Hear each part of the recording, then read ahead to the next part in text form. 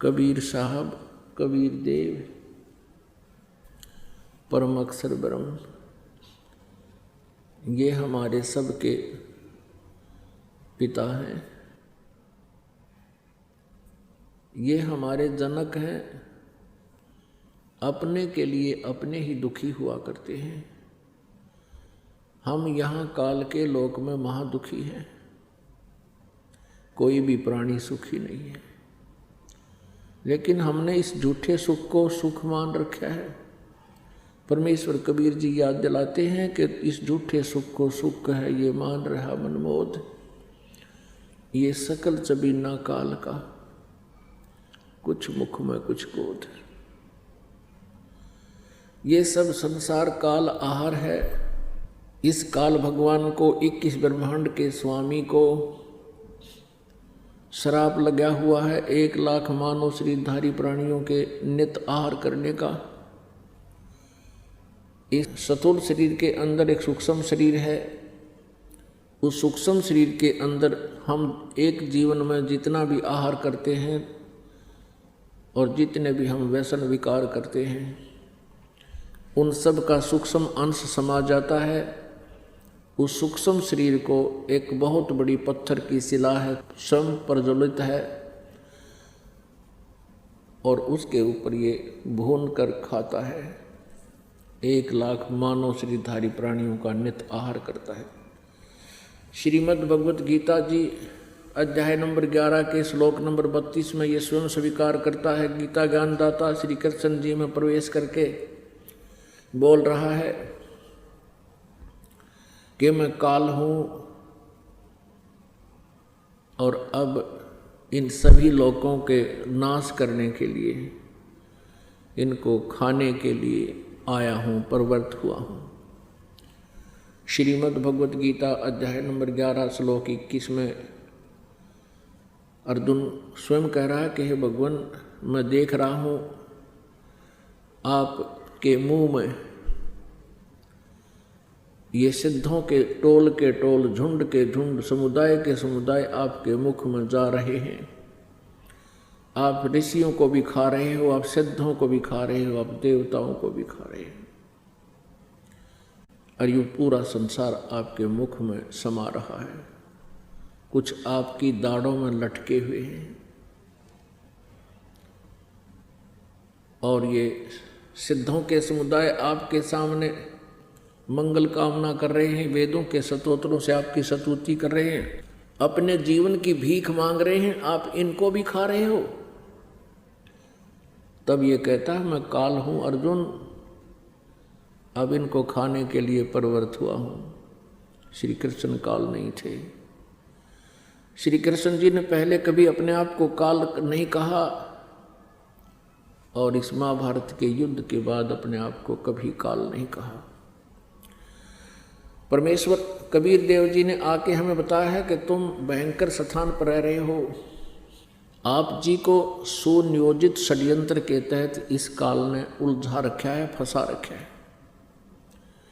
ये जीव सतर की सोच नहीं है कि षड्यंत्र को समझ सके। परमेश्वर ने स्वयं आकर के इस काल के जाल को हमारे सामने सार्वजनिक किया है, इसका पर्दाफाश किया है। इस काल के जाल से निकलने के लिए परमात्मा ने वो यथार्थ ज्ञान दिया है। सतलोक जाने के लिए, अर्थात आध्यात्मिक साधना करके परमेश्वर का लाभ प्राप्त करने के लिए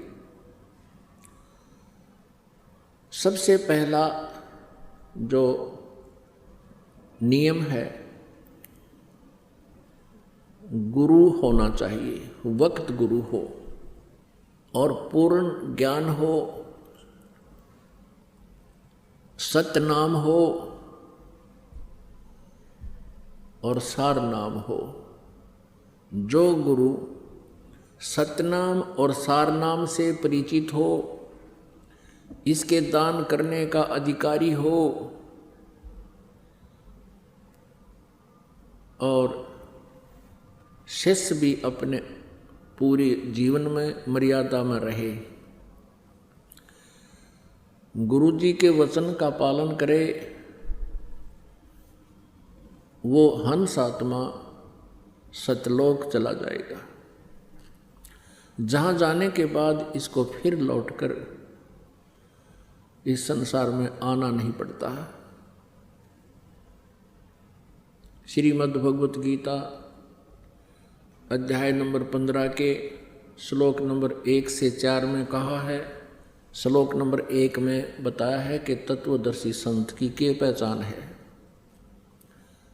गीता ज्ञानदाता ने चौथे अध्याय के 32वें श्लोक में कहा है कि अर्जुन,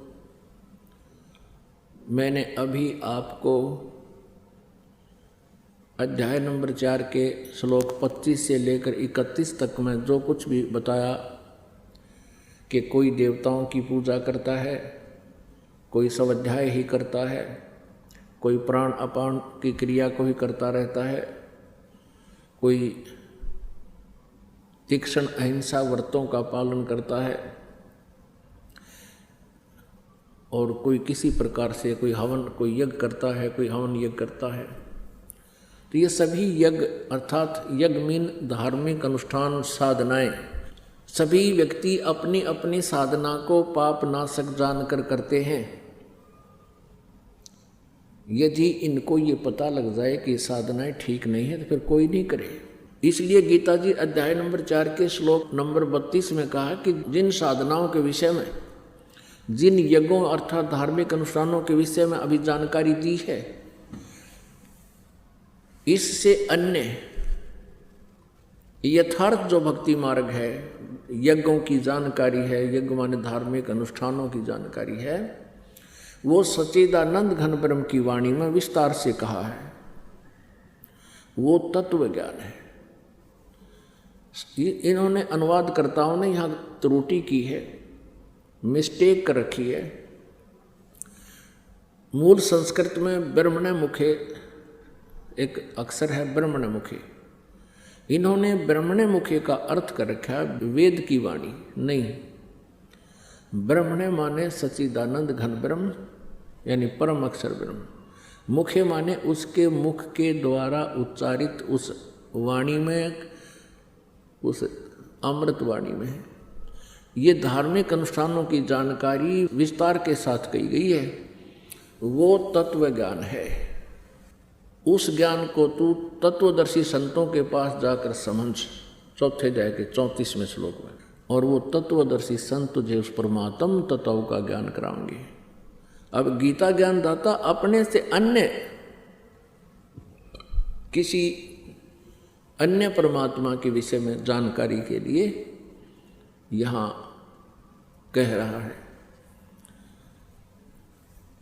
उसके लिए बताया 15वें अध्याय के एक श्लोक में कि जो उल्टे लटके हुए संसार रूपी वृक्ष की सभी पार्ट्स, सभी विभाग बता दे।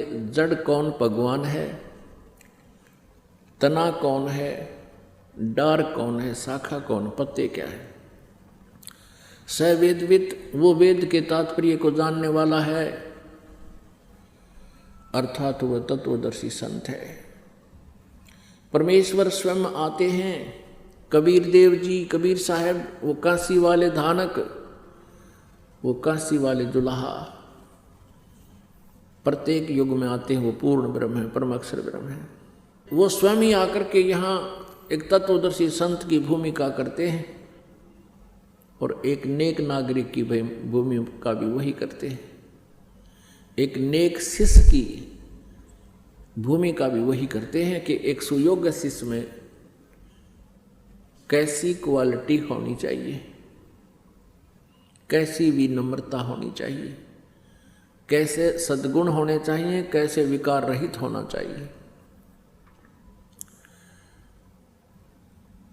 और तत्वदर्शी संत की भूमिका भी वही करते हैं। परमात्मा तो वही है ही है,